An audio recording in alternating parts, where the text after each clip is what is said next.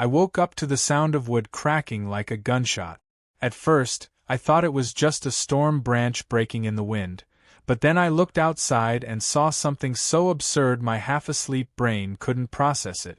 My neighbor, Karen, our HOA president, naturally, was riding her ATV straight through my cedar fence like it was made of cardboard. Splinters were flying, my dog was barking his head off, and Karen's frizzy blonde hair was whipping around as she plowed a path through my backyard like she was reenacting Mad Max in suburbia. By the time I got outside, she had already looped around once and was revving her engine for another run, tire tracks dug deep into my lawn.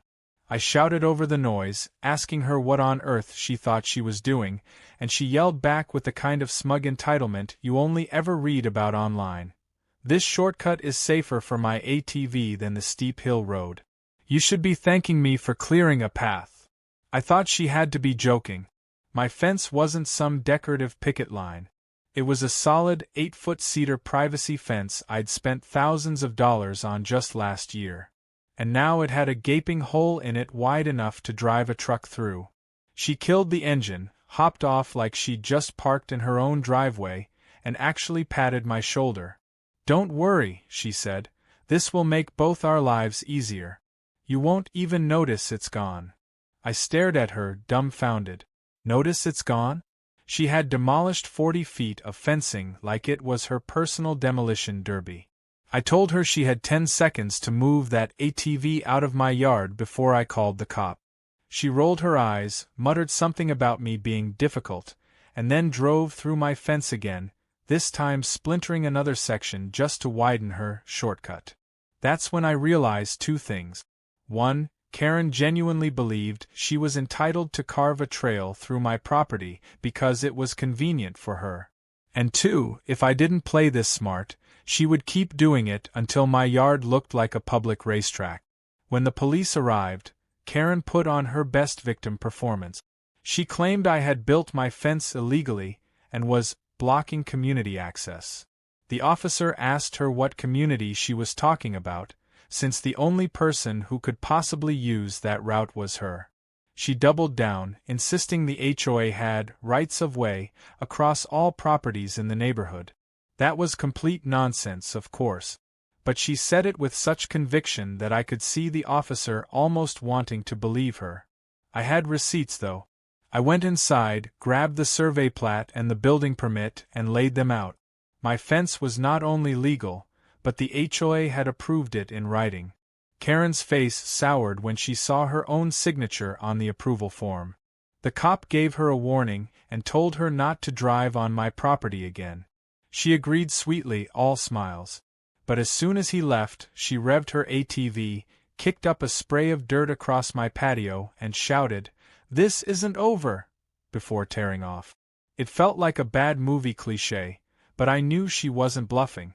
Karen didn't see herself as a rule breaker, she saw herself as the rule maker. And now that I had embarrassed her in front of the police, she was going to escalate. I called my insurance company that night, sent photos of the damage, and filed a claim. The agent sounded sympathetic until he saw HOA president listed as the culprit. Suddenly, his tone changed. He muttered something about complications and suggested I try resolving it directly before pursuing the claim. That was my first real taste of just how much sway Karen had in this community.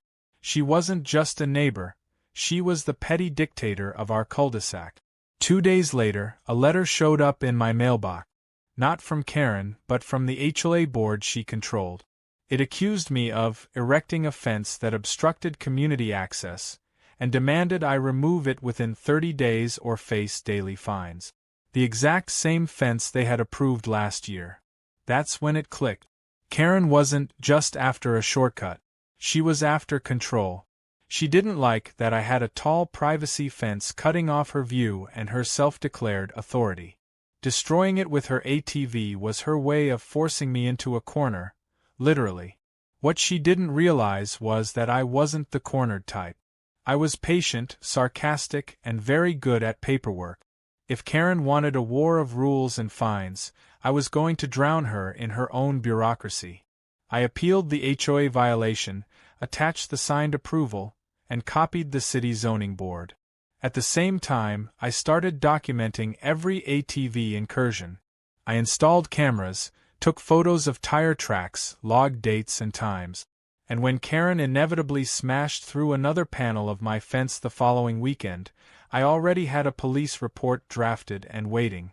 But the real twist came when I dug deeper into the HOA's supposed rights of way.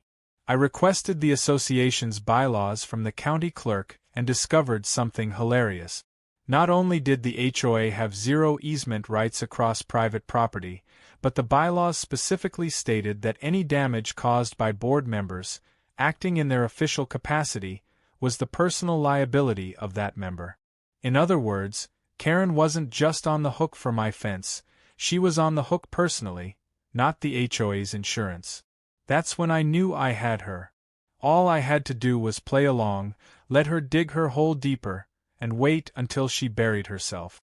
Because Karen didn't just want to drive her ATV through my fence. She wanted to drive it through my patience, my wallet, and my peace of mind. But she had no idea that I was ready to turn her little shortcut into the most expensive detour of her life. And that was just the beginning. When Karen said, "This isn't over," she wasn't exaggerating. The next escalation came faster than even I expected. 3 mornings later, I woke up to the sound of hammering, which was odd because I wasn't doing any repairs yet. I looked outside and nearly dropped my coffee. Karen and her husband, who I hadn't seen lift a tool in years, were out there at 6 in the morning dismantling what was left of my fence. She was in pajama pants and slippers, barking orders while he wobbled on a ladder, yanking down boards like they were rotted firewood. I rushed out, demanded to know what the hell they were doing, and Karen replied with the kind of smugness that could curdle milk. "We're saving you the trouble. The HOA voted unanimously that this fence is a violation. Consider this a courtesy." I told her she had 10 seconds to put the boards back or I'd call the police again. She laughed, said, "Go ahead. They already know this is an HOA matter. Not their problem." That was when I realized the real danger wasn't her ATV, it was her confidence. She truly believed the HOA's rules were stronger than the law. And with her as president, she thought she was untouchable. I called the police anyway. When they showed up, Karen put on another Oscar-worthy performance, tears and all. She claimed she was enforcing community regulations and that I had threatened her with legal harassment. But this time I was ready. I handed the officer the bylaw copies with her signature and the clause about personal liability. I even highlighted the part that said, "No board action may contravene municipal permits." The cop whistled low, clearly impressed. He told Karen to drop the hammer and step back from the property line. The look on her face was priceless, like someone had just told her Starbucks was discontinuing pumpkin spice. She sputtered, called me vindictive, and stormed off. Her husband, meanwhile, muttered an apology under his breath as he shuffled after her, still carrying my fence post like a trophy of defeat. That evening, I got a new letter from the HOA. Only this time, it wasn't on official stationery. It was handwritten, in red ink, stuffed in my mailbox without postage. "Your fence is an eyesore and a threat to community safety.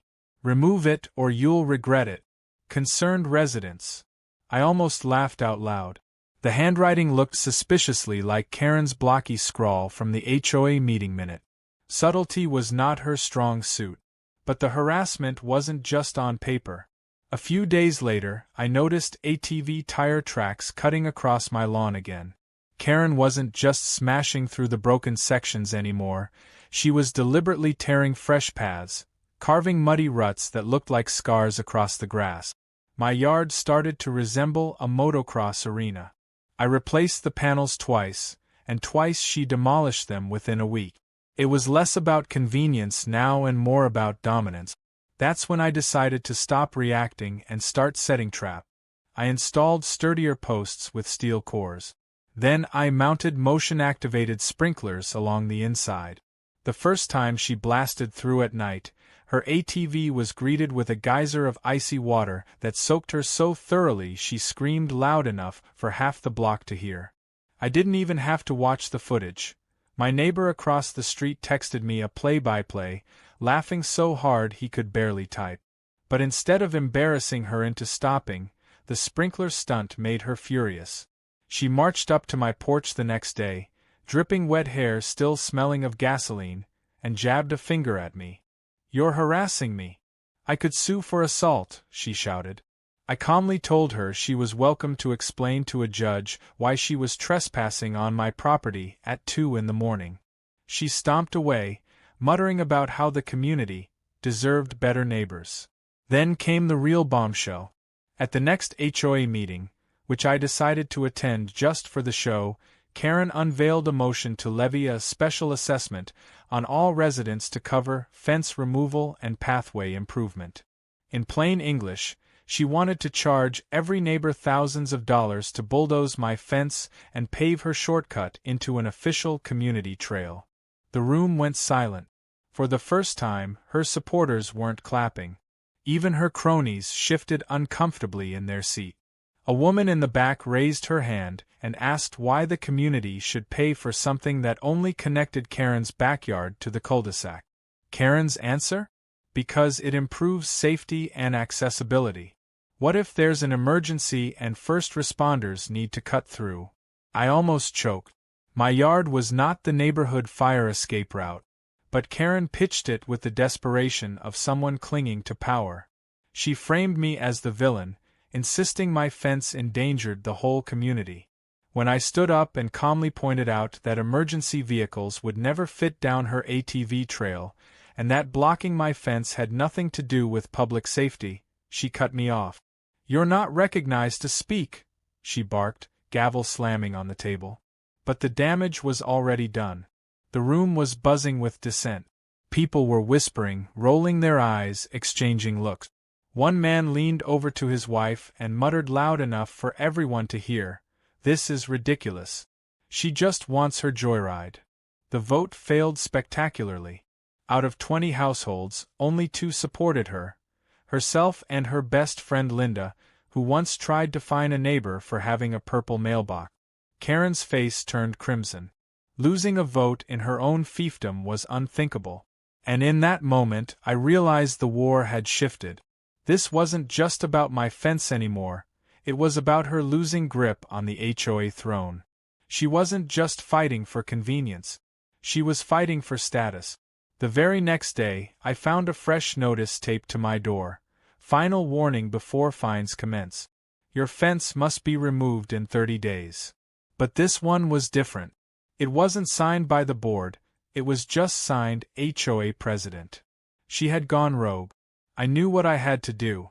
I hired a property lawyer. Not a cheap one, either. I gathered every letter, every photo, every video clip of her ATV tearing through my yard, every police report, every bylaw clause. When I handed the binder to my attorney, his eyes lit up like Christmas morning. He told me I didn't just have a case, I had a slam-dunk lawsuit. Trespass, property damage, harassment, abuse of authority. It was all there, wrapped in a neat bow of Karen's arrogance. But I didn't file right away. I let her stew. I let her keep ramming the fence, keep plastering fake violation notices, keep thinking she was winning. Every move she made just stacked the evidence higher. Every angry outburst dug her hole deeper. And then, just when she thought she had worn me down, I dropped the hammer. My lawyer filed the suit for $200,000 in damages, legal fees, and punitive costs. Karen's reaction? She didn't panic. She didn't apologize. She doubled down. She called an emergency HOA meeting and announced to the room that my lawsuit was frivolous and wouldn't hold up in court. Then she promised she would personally crush me in litigation. It would have been laughable, except for one thing. She actually believed it. She thought she was untouchable. And that made her dangerous. Was the fallout, the slow, smoldering chaos Karen unleashed once the lawsuit hit her mailbox. It started the morning after service of process. I was sipping coffee on my porch, enjoying the quiet, when I heard the sound of papers fluttering like confetti. Karen was marching down the cul-de-sac, stuffing photocopies of my lawsuit into every neighbor's mailbox. Each one had furious red circles drawn around the dollar amount, like she thought highlighting $200,000 would turn the neighborhood into an angry mob against me. Her cover letter was a masterpiece of spin.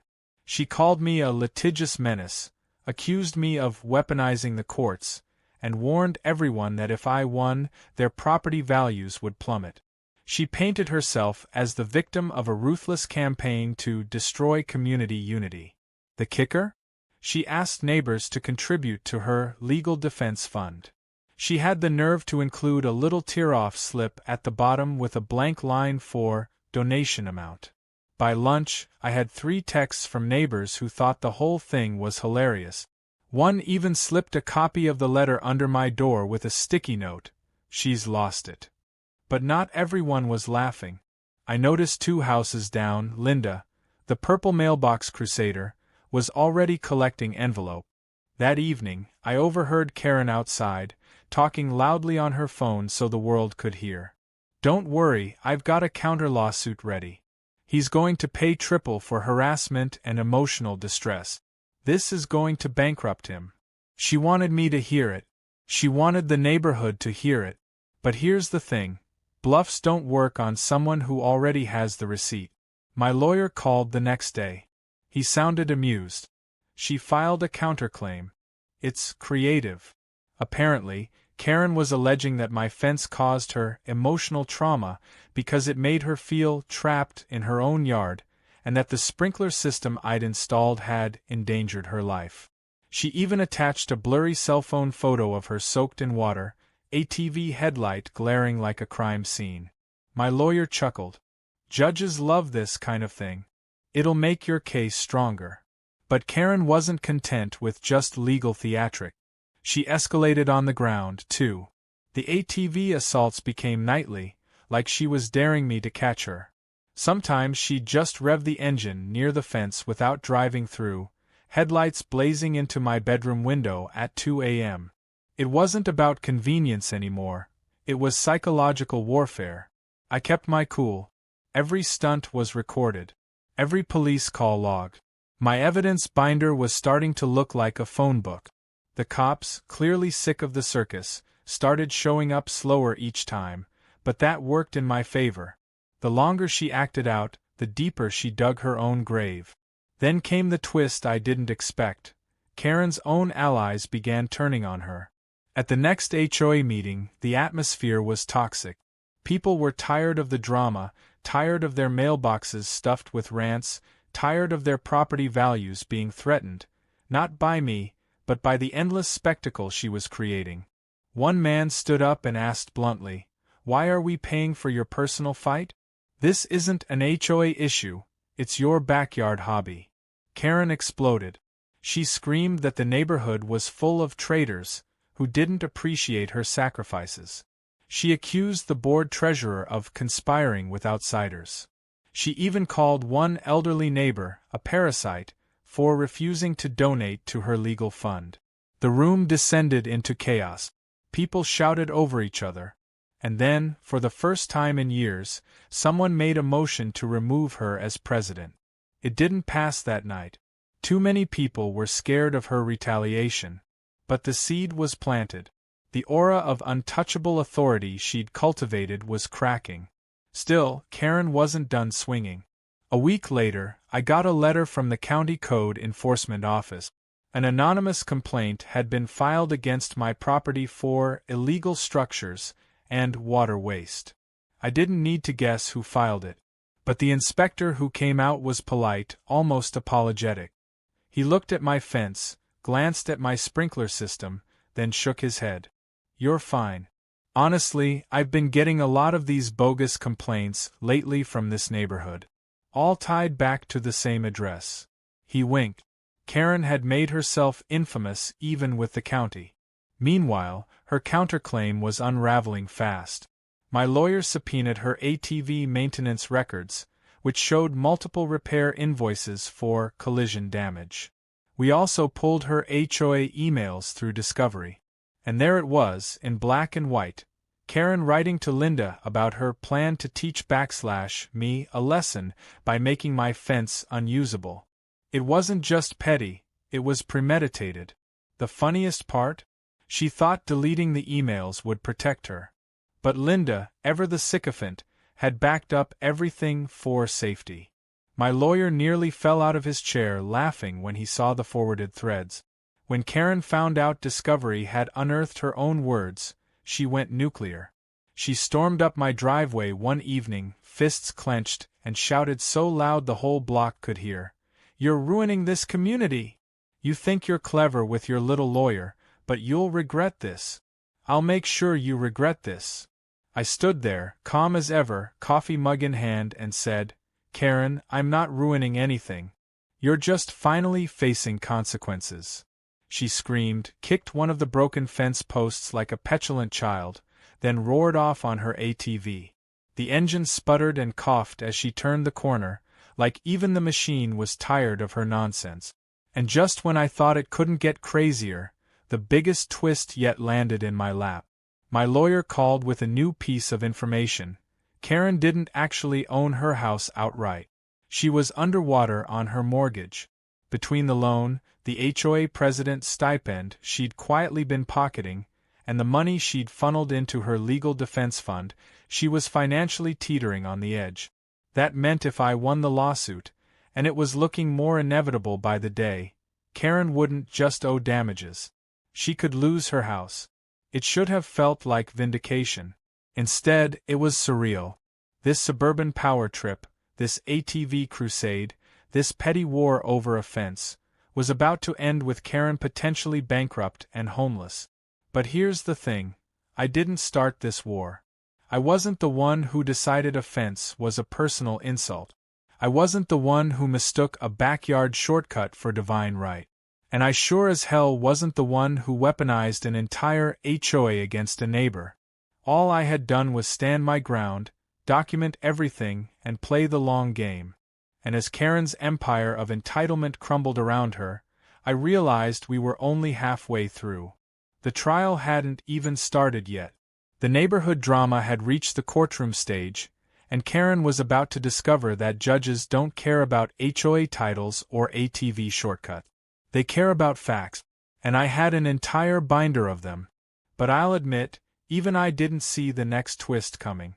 Because just when victory seemed inevitable, Karen decided to pull her boldest, most reckless stunt yet. And this time, it wasn't just property lines or HOA politics on the line. It was criminal.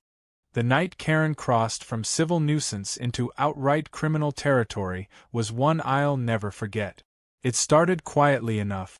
I was reading on the couch, my dog curled up beside me, when I heard the low growl of an engine outside. Not unusual. Karen liked to rev her ATV dramatically whenever she passed my house, as if she was the queen on parade. But this sound didn't fade into the distance. It lingered. Then it grew louder. My security cameras picked up her headlights cutting across the side yard. Before I could even get to the window, I heard the sickening crunch of wood splintering. She wasn't just making another pass at my fence. She was going for full demolition. The footage later showed her lining up at the cul-de-sac, revving the ATV like she was at a drag race, and plowing head-on into the rebuilt section of my cedar panels. Boards flew like shrapnel, one post bent at a 45-degree angle, and the ATV itself bounced backward from the impact. I rushed out, phone in hand, recording the whole time. Karen staggered off the ATV, dazed, swearing loudly. She saw me filming and shrieked, "You set this up! You made it dangerous on purpose!" Her hands flailed as she tried to prop the ATV upright. But this time, she'd miscalculated. The impact had bent the frame, snapped off the headlight, and twisted one of the tires at an unnatural angle. Her precious machine was crippled. She wasn't going to admit that, though. Instead, she charged up to me, wild-eyed, and shoved her face inches from mine. "This is sabotage. You think you're clever? I'll call the cops and have you arrested for assault with a deadly trap." I kept the camera steady, my voice calm. Karen, you drove your ATV into my fence. Again. You're on camera. You can keep talking, or you can explain it to the officer when he gets here. That was when she snapped. She grabbed the broken fence post, still jagged at the end from the crash, and swung it toward my porch light, shattering the bulb in a spray of glass. My dog barked furiously, lunging at the door. For one terrifying moment, I thought she was going to swing at me next. Instead, she dropped the post, screamed, and stomped back to her ATV. It wouldn't start. She kicked it repeatedly, then stormed home on foot, leaving the mangled machine half buried in my lawn. The police came within 20 minutes. This time, there was no sympathy left for her. They took statements, photographed the damage, and impounded the ATV as evidence. When Karen came storming out in her bathrobe, demanding they release her property immediately, one of the officers calmly explained that she was under investigation for criminal trespass, property destruction, and reckless endangerment. Her jaw dropped. She tried to spin the sprinkler excuse again, tried to say I had weaponized my fence. The cop shut her down flat. Ma'am, the only weapon here is your ATV. The neighborhood buzzed with gossip for days. Everyone had seen the flashing police lights, the ATV being towed away like a stolen car. Karen's reputation, already hanging by a thread, was shredded. Parents muttered about not letting their kids near her yard. Neighbors whispered about restraining orders. And for the first time, I saw fear in her eyes when she passed me on the street. But here's the thing about entitled people like Karen. When they lose power, they don't retreat gracefully. They escalate. And her next move was proof. 1 week later, the HOA board received an anonymous petition to dissolve the fence issue amicably. It proposed that I drop my lawsuit, Karen drop her counterclaim, and we both agree to arbitration. On the surface, it sounded reasonable. Until you looked closer. The fine print gave the HOA authority to reallocate property lines where beneficial to community access. In plain English, Karen wanted to rewrite the bylaws to steal a strip of my yard permanently. The board wasn't buying it. They were sick of her antics, sick of the legal bills, sick of the drama. At the next meeting, the treasurer finally snapped. This isn't about community access, he said bluntly. This is about you and your toy. You've put us all at risk. Murmurs of agreement rippled across the room. Then came the moment Karen hadn't anticipated, another motion to remove her as president. This time it passed. Karen was officially ousted. Her face turned crimson, her hands shook, and she screamed at the room, "You're all cowards! You'll regret betraying me!" She stormed out, slamming the door so hard the gavel fell off the table. Losing the title was more than humiliation, it was financial. Without the president's stipend, her fragile finances cracked further. Word spread that her bank had started foreclosure proceedings. She still had her counterclaim, but her own lawyer quietly withdrew from the case, citing irreconcilable differences. Translation: she couldn't pay him anymore. I thought maybe, just maybe, that would be the end. But no. Karen wasn't going to bow out quietly. She had one last card to play, and it was reckless enough to stun even me. It was 2 a.m. when my doorbell camera alerted me. I checked the feed and froze. Karen was on my porch, hood pulled up, clutching a gas can. My stomach dropped. I shouted through the intercom, "Karen, you need to leave right now. You're being recorded." She froze, deer in headlights, then bolted. She didn't pour anything, didn't light anything, but the intent was clear. I called the police immediately. They took it seriously this time, especially with her criminal record already pending. Within hours, she was arrested on suspicion of attempted arson and harassment. The sight of her being led away in handcuffs, barefoot, shrieking about conspiracies, was surreal. The entire block came out to watch.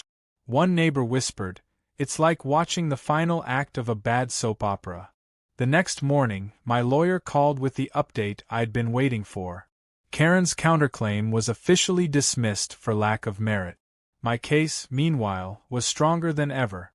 Between the ATV assaults, the broken fence, the HOA abuse, and now the criminal charges, the damages weren't just civil, they were punitive.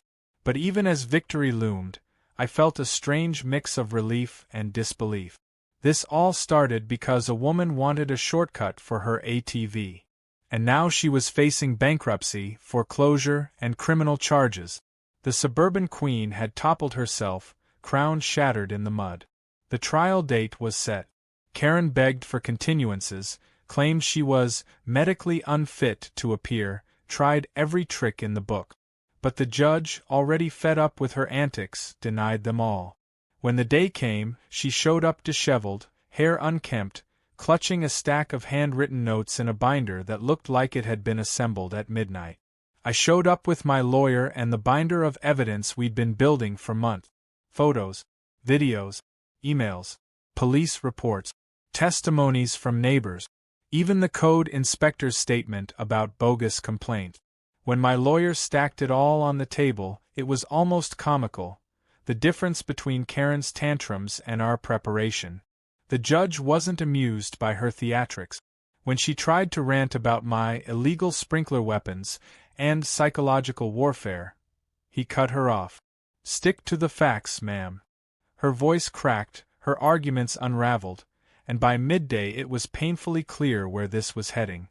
When the judge announced that damages would be ruled on the following week, the courtroom emptied with a collective exhale of relief. Everyone thought the saga was over. Everyone except Karen. For 7 days, the neighborhood lived in a strange twilight zone of nervous anticipation. People whispered about what the final number might be, 50,000? 100? More? The figure loomed like a storm cloud. Meanwhile, Karen's house was eerily quiet. No ATV revving, no slamming doors, no midnight shouting fit. For the first time in months, my yard stayed untouched. I should have felt safe. But I knew better. Silence, when it came from her, was never peace. It was plotting. On the 4th day, the first sign surfaced. My motion camera picked up Karen sneaking into her backyard at dawn. She carried a stack of papers and a lighter. Within minutes, she had started a small bonfire in a metal bin, shoving pages in one by one. My lawyer later told me it was probably financial records or HOA correspondence, anything she thought might incriminate her further. But what she didn't realize was that discovery had already captured everything that mattered. Burning papers at this stage was like tossing pebbles at a tidal wave. Still, it was unsettling. She looked feral in the footage, crouched over the flames, muttering to herself. One neighbor told me she'd seen Karen pacing her driveway that same afternoon, barefoot, clutching a garden rake like a staff. The suburban queen had become a street prophet of her own downfall. The night before the ruling, the real storm hit. At around 11:30, my doorbell rang. I checked the feed. Karen again. Her face was pale, her hair stringy, her eyes wide and darting. She wasn't yelling this time. She was whispering into the intercom, frantic. "We can end this. Just drop it. Don't ruin me. You don't know what I'll lose. Please." I didn't answer.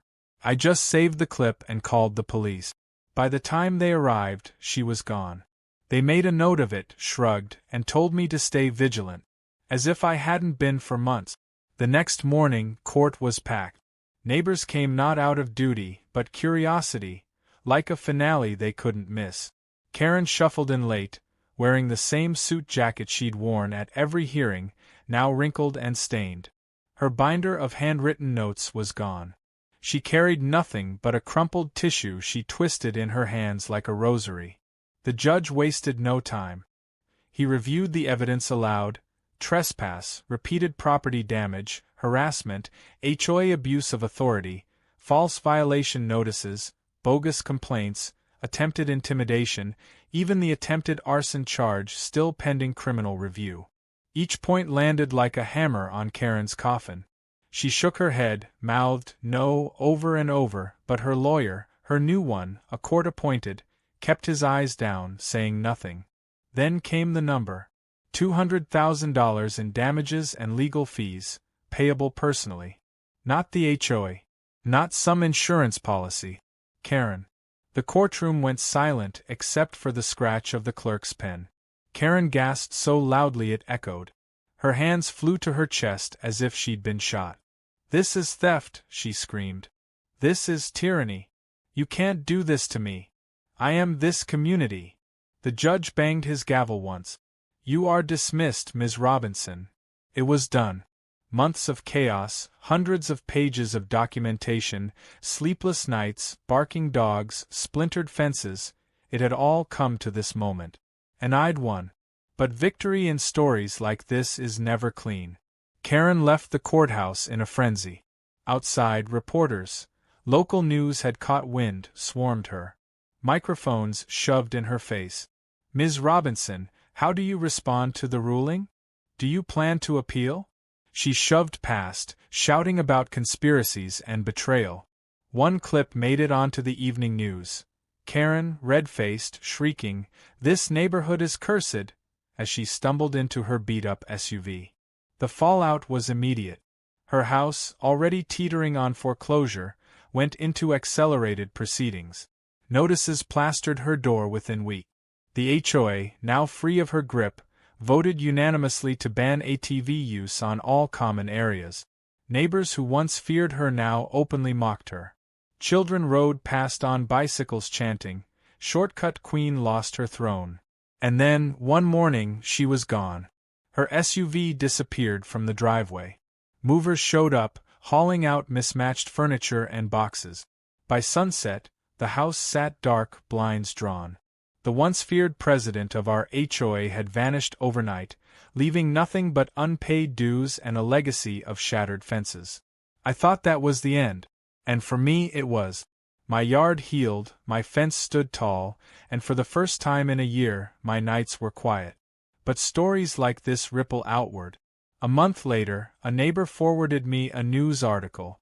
Karen had resurfaced 2 towns over, filing a lawsuit against a grocery store for emotional damages after slipping in the produce aisle. Same tone, same entitlement, same delusional conviction that rules bent for her. I stared at the headline, coffee in hand, and shook my head. Some people never learn. But for us, she was gone. The HOA thrived without her iron fist. Meetings became mundane, filled with discussions about pool hours and landscaping instead of personal vendettas. My fence still stood, stronger than ever, and my dog basked in the peace of a yard free from tire tracks. Every so often, a new neighbor would ask, "Hey, whatever happened to the ATV lady?" And we'd tell the story, how she bulldozed her way into our lives, how she waged a war over a shortcut, how she thought she was untouchable until the law proved otherwise. People laughed, gasped, shook their heads. But me? I never told it with anger. Only with the calm satisfaction of someone who knew the truth all along. When you stand your ground, keep your receipts, and play the long game, no amount of entitlement can save someone from the consequences they earn. Karen wanted a shortcut. She found the long road instead, the one paved with court fees, foreclosures, and the wreckage of her own arrogance. And every time I look at my fence now, I don't see cedar panels or boundary lines. I see the monument to the day entitlement met reality and lost.